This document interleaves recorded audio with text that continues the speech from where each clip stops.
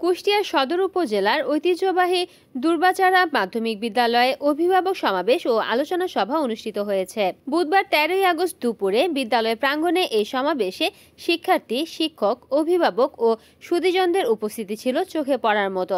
অনুষ্ঠানে প্রধান অতিথি হিসেবে উপস্থিত ছিলেন কার্যনির্বাহী পরিষদের সভাপতি, দুর্বাচারা মাধ্যমিক বিদ্যালয় ও আদর্শ মহাবিদ্যালয় কুষ্টিয়ার অধ্যক্ষ সালাউদ্দিন। বিশেষ অতিথি হিসেবে উপস্থিত ছিলেন দুর্বাচারা মাধ্যমিক বিদ্যালয়ের সহকারী প্রধান শিক্ষক মোহাম্মদ রশিদুল ইসলাম, কুষ্টিয়া রেসিডেন্সিয়াল মডেল স্কুল ব্যবস্থাপনা পরিচালক ও কুষ্টিয়া সরকারি পলিটেকনিক ইনস্টিটিউটের সিনিয়র ইন্সপেক্টর মোহাম্মদ ইমতিয়াজ সুলতান, শ্যামপুর নিম্ন মাধ্যমিক বিদ্যালয়ের প্রধান শিক্ষক আব্দুর রৌফ, সিনিয়র চিকিৎসক ইসলামী বিশ্ববিদ্যালয়ের ডক্টর আব্দুল্লাহ আল মামুন তুষার এবং হাউজিং এস্টেট মাধ্যমিক বিদ্যালয়ের সাবেক প্রধান শিক্ষক আব্দুল আলিম। সভায় সভাপতিত্ব করেন দুর্বাচারা মাধ্যমিক বিদ্যালয়ের প্রধান শিক্ষক মোহাম্মদ বেলাল হোসেন। কোরআন তেলাওয়াতের মাধ্যমে অনুষ্ঠানের সূচনা হয়। পরে দশম শ্রেণীর 157 জন শিক্ষার্থীর উপস্থিতি, পাঠদানের অগ্রগতি ও আচরণ সম্পর্কিত বিস্তারিত তথ্য উপস্থাপন করা হয়। আমরা আমার সন্তানের দায়ভার এড়াতে পারি না। ওরা এখনো এমন বয়স হয়নি যে বয়স আমরা জানি এই বয়সটা একটা বয়সন্ধিকালের বয়স বলে। এর ভিতরে আবেগ কাজ করবে, অভিমান কাজ করবে, অজানাকে জানার একটা স্পৃহা কাজ করবে। এই কাজগুলো করবে। আমার আপনার ছিল এই বয়সটা, আমরা এই দায় এড়াতে পারি না। এই জন্য আমরা একটু সতর্ক হই। ইনশাআল্লাহ আমরা পাঠ করুন, আমরা পড়ুন। আমাদের নবীকে সবই সন্তান, কিন্তু এই সন্তানগুলো যদি আগামী দিনে সুসন্তান হিসেবে গড়ে না ওঠে, তাহলে কিন্তু আপনার সন্তান আপনার কষ্টের কারণ হবে, এই স্কুলের কষ্টের কারণ হবে। আমি খুবই খুশি হয়েছি একটি তথ্য জেনে।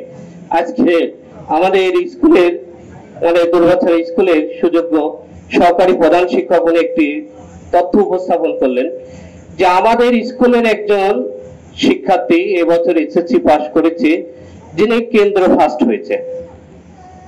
কেন্দ্র ফার্স্ট আমাদের সময় ভয়ঙ্কর শাসন ছিল, ভয়ঙ্কর। মাগরিবের আযান হওয়ার পর যদি কোনো ছেলে মেয়ে বাড়িতে না ঢুকছে, ওই দিন স্যান্ডেল আর লাঠির কোনো অভাব পড়েনি। ইভেন কি রাস্তাঘাটে দেখলে আমার এখানে আমাদের গ্রামে যারা আছে এমন কোনো মানুষ নাই মনে হয় আমার শাসন করেনি। মাগরিবের পরে, আযানের পরে বাজারে থাকা মানে আমার জন্য ভয়ঙ্কর ছিল। কারণ যে না, আমরা শিক্ষিত বেকার সৃষ্টি করতে চাই না। একজন লেখাপড়া শিখবে, সে পড়াশোনা জেনে সার্টিফিকেট অর্জন করবে।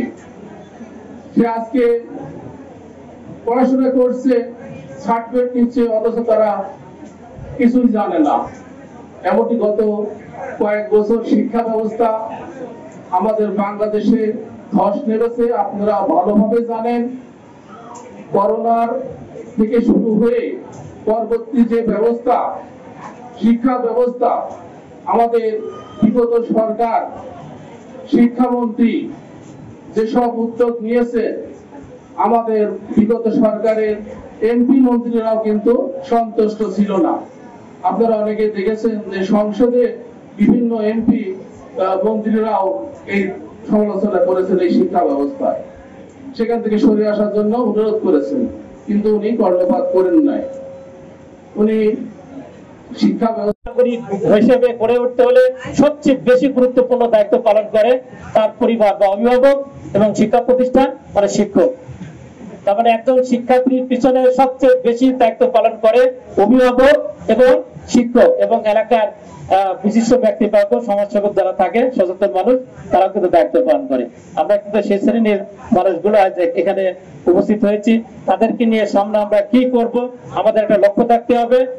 রিপোর্ট করেছেন কুষ্টিয়া প্রতিনিধি মোহাম্মদ মঞ্জুরুল ইসলাম, NN TV।